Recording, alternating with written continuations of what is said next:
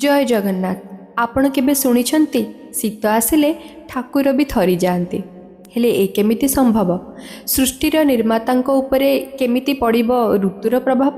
ताहले चालंतु जानिबा या पछरे थिबा एक सुंदर कहानी। श्रीमंदिर नीति रे मार्गशीर शुक्ल पंचमी राति रे प्रभु झीन वस्त्र पिंधि श्रीअंगरे चंदन बोली हेई बिड़िया पान को कଳରେ जाकी सारा राति शीत सह लड़े करती।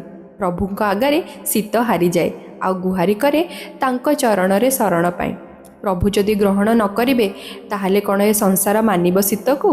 शेष रे प्रभु शीतर कथा रखिबे, शर्त रखिबे जे भिकारी विद्यार्थी जनों को शीत देबनी बेसी कष्ट। शीत को स्वागत करी प्रभु घोड़ लगी हेबे। खाली घोड़ नुह, आम भली मुंडरे टोपुओ माने टोपी मध्य पिंधिबे। बार अनुसारे विभिन्न रंगर वस्त्र रे निज शरीर को घोड़ेबे चतुर्धा मूर्ति। संपूर्ण शीतकाल अर्थात मार्गशीर शुक्ल षष्ठी जहाँकि ओढ़णी षष्ठी ठारू आरंभ करी माघ शुक्ल पंचमी जाए प्रभु घोड़ लगी हुअन्ति। प्रकृतिर सम्मान रे प्रभुंकर ए मानवीय लीला सते केड़े सुंदर। शुणुथिले शुणुथिब ए गाथा एते मनोहर। जय जगन्नाथ।